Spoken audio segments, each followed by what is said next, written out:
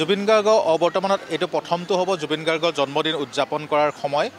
য'ত প্ৰাণৰ শিল্পীগৰাকীক সকলোৱে শ্ৰদ্ধাৰে কৰিব সকলোৱে মৰম দিব এই মুহূৰ্তত আপোনালোকক সোণাপুৰৰ পৰা আমি দেখাব বিচাৰিছোঁ যে যথেষ্ট সংখ্যক লোক ইয়াত সমবেত হৈছে সকলোৱে ইয়ালৈ আহিছে প্ৰাণৰ শিল্পীগৰাকীক শ্ৰদ্ধা জনাবলৈ মৰম জনাবলৈ কাৰণ আজিৰ পৰা দুটা দিনৰ পিছতে জুবিন গাৰ্গৰ জন্মদিন আৰু জুবিন গাৰ্গ যদিও কায়িকভাৱে আমাৰ মাজত নাই কিন্তু তেওঁৰ যি সৃষ্টিৰাজি তেওঁৰ যি কৰ্ম তাক লৈ সকলো গৌৰৱান্বিত তেওঁক সকলোৱে মৰম কৰে শ্ৰদ্ধা কৰে দাদা মই আপোনাৰ ওচৰলৈ আহিছোঁ জুবিন দাৰ অবৰ্তমানত এইবাৰ প্ৰথমটো জন্মদিন হ'ব পৰহিলৈ আৰু আমি আজিৰ দিনতো দেখিছোঁ যথেষ্ট সংখ্যক লোক ইয়াত আছে হয় বৰ দুখৰ কথা একচুৱেলি আমি বিশ্বনাথ চাৰিআলিৰ পৰা আহিছোঁ বাৰু বাছত গোটেই গাঁৱৰ মানুহ আহিছোঁ চাবৰ কাৰণে আৰু জুবিন দা অবিহনে মানে সকলো যেন একেবাৰে সকলো নিমিষতে শেষ হৈ যোৱা যেন লাগিছে জুবিন দা নোহোৱাৰ কাৰণে আৰু আমাৰ মৰমৰ জুবিন দা সদায় আমাৰ অন্তৰত থাকিব ইয়াত থাকিব কেতিয়াও নেপাহৰোঁ আৰু অসমৰ ইমান ৰাইজ আহিছে আজিও চাওকচোন কিমান মানুহ আজিও দেখিয়ে মানে বুকুখন কিবা কঁপি গৈছে কান্দো কান্দো দিছে লাগি গৈছে সেইকাৰণে বিশেষ একো নকওঁ জয় জুবিন দা সকলোৱে কিন্তু এতিয়াও স্বীকাৰ কৰিব পৰা নাই যে জুবিন দা আমাৰ মাজত নাই বুলি হয় হয় সেইটোতো আৰু কোনো স্বীকাৰ কৰিব নোৱাৰে জুবিন দা যে আমাৰ মাজত আজি নাই বুলি সকলোৱে অন্তৰত আছে হৃদয়ত আছে তথাপিও বিশ্বাস কৰিব পৰা নাই যে আজি জুবিন দা আমাৰ মাজত নাই জুবিন দা সদায় আমাৰ মাজত থাকিব আৰু আমাৰ অন্তৰত থাকিব আমাৰ হৃদয়ত থাকিব ইমানেই কৰিব নিশ্চয়কৈ মই সামগ্ৰী যিটো পৰিৱেশ মই আপোনালোকক দেখুৱাবলৈ চেষ্টা কৰিছোঁ চাওক যথেষ্ট সংখ্যক লোক যথেষ্ট সংখ্যক অনুৰাগী কাৰণ জুবিন গাৰ্গে হয়তো মায়াবিনী গাবলৈ আজিৰ দিনত এটা নাহিব পাৰে কিন্তু জুবিন দা নহ'লেও কিন্তু অজস্ৰ তেওঁৰ অনুৰাগী আছে অজস্ৰ গুণমুগ্ধ আছে যিয়ে সদায় প্ৰতিটো দিন প্ৰতিটো পল মায়াবিনী ৰাতিৰ বুকুত তেওঁলোকে গায় তেওঁলোকে এটা আহি তেওঁলোক শ্ৰদ্ধা জনায় বিভিন্ন এটা লোক বিভিন্ন ক্ষেত্ৰৰ বিভিন্ন লোক আহিছে বিভিন্ন স্থানৰ পৰা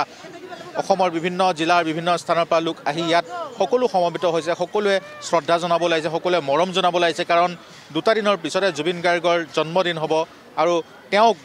প্ৰাণৰ শিল্পীগৰাকীক এইদৰেই সকলোৱে ওচৰৰ পৰা সেৱা জনাবলৈ আহিছে মই আপোনাৰ ওচৰলৈ আহিছোঁ আজিৰ দিনটোত আপোনালোক সকলো আহিছে বহু সংখ্যক লোক আহিছে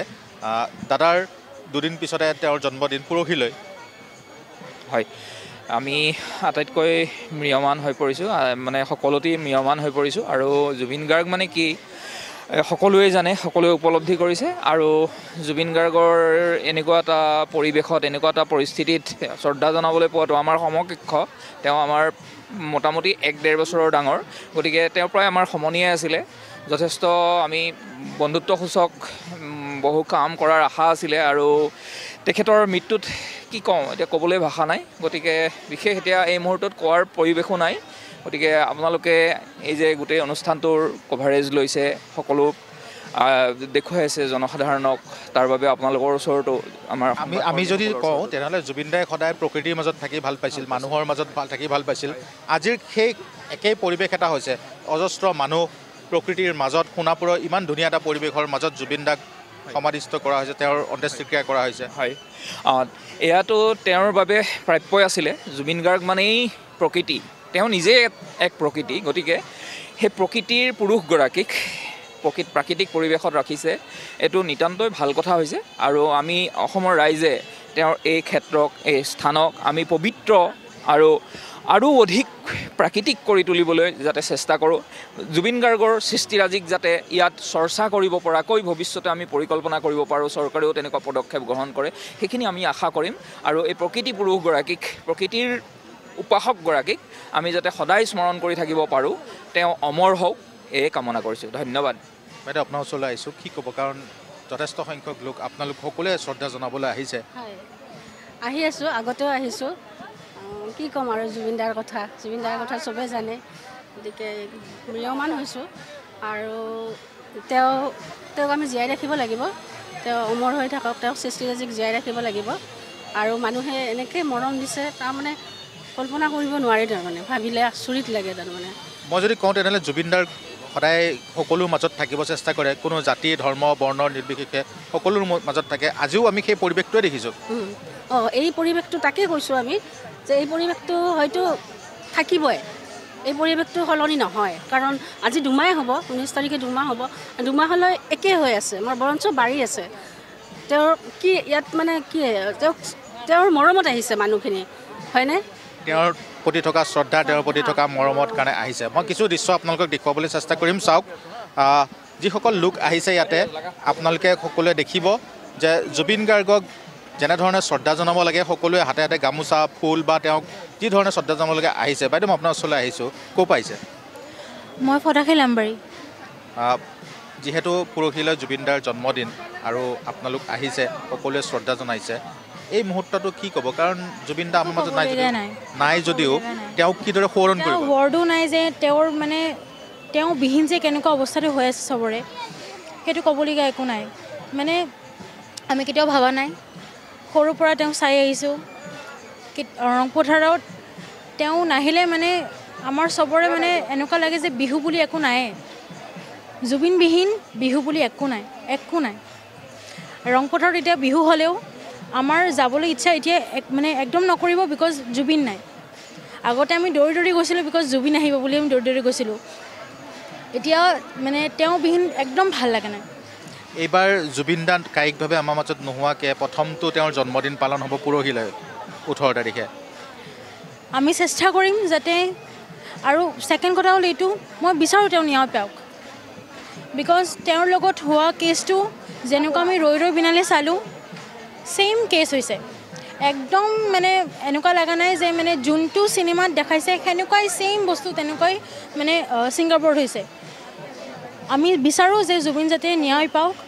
আমাৰ দাদা যাতে ন্যায় পায় আৰু শান্তি যাতে পায়। এতিয়া য'তেই আছে শান্তি যাতে পায়। বহুত কষ্ট কৰি গৈছে ইয়াতে, তাতে যাতে শান্তি পাওক এটলিষ্ট। ধন্যবাদ। নিশ্চয়কৈ মই সামগ্ৰিকভাৱে পৰিৱেশটো দেখুৱাবলৈ চেষ্টা কৰিম, কিছু আগুৱাই যাবলৈ চেষ্টা কৰিম। মোৰ সতীৰ্থ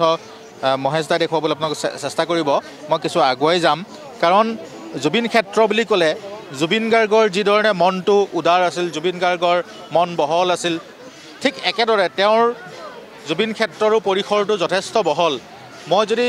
কিছু আগুৱাই যাওঁ, আপোনালোকে যিফালে চাই দেখিব যে যথেষ্ট সংখ্যক তেওঁৰ অনুৰাগী, যথেষ্ট সংখ্যক তেওঁৰ শুভাকাংক্ষী আৰু যথেষ্ট সংখ্যক অসমবাসী ইয়াত ওলাই আহিছে এটা কাৰণতে, কাৰণ সকলোৰে প্ৰাণৰ শিল্পীগৰাকী ইয়াতে তেওঁ কিছু সময়ৰ কাৰণে অপেক্ষা কৰিছে। মই নকওঁ যে তেওঁ ইয়াত শেষবাৰৰ বাবে ইয়াত শুই পৰিছে, কিন্তু জুবিন গাৰ্গে ইয়াত শান্তি লৈছে, জুবিন গাৰ্গে ইয়াত অপেক্ষা কৰিছে। মই আগুৱাই যাবলৈ চেষ্টা কৰিম। আপোনালোকে যদি দেখে তেনেহ'লে দেখিব প্ৰতিটো দিনে জুবিন গাৰ্গক লৈ ইয়াতে যিসকল আয়তী আছে, নামতী আছে বা যিসকল বিভিন্ন প্ৰান্তৰ পৰা অহা মহিলা, সকলোৱে কিন্তু জুবিন গাৰ্গৰ বাবে এইদৰে তেওঁলোকে নাম প্ৰসংগ কৰি থকা প্ৰতিদিন আমি দেখিবলৈ পাইছোঁ। আপোনালোকক সেই পৰিৱেশটো মই আজিৰ দিনতো দেখুৱাবলৈ চেষ্টা কৰিম। মোৰ সতীৰ্থ মহেশ বসুমতাৰীয়ে আপোনালোকক দেখুৱাব যে ইয়াত বিভিন্ন প্ৰান্তৰ পৰা অহা আয়তীসকল, নামতীসকল আৰু ইয়াৰ যিসকল স্থানীয় মহিলা আছে তেওঁলোকে এইদৰে নাম প্ৰসংগ কৰি আছে প্ৰতিটো দিনে।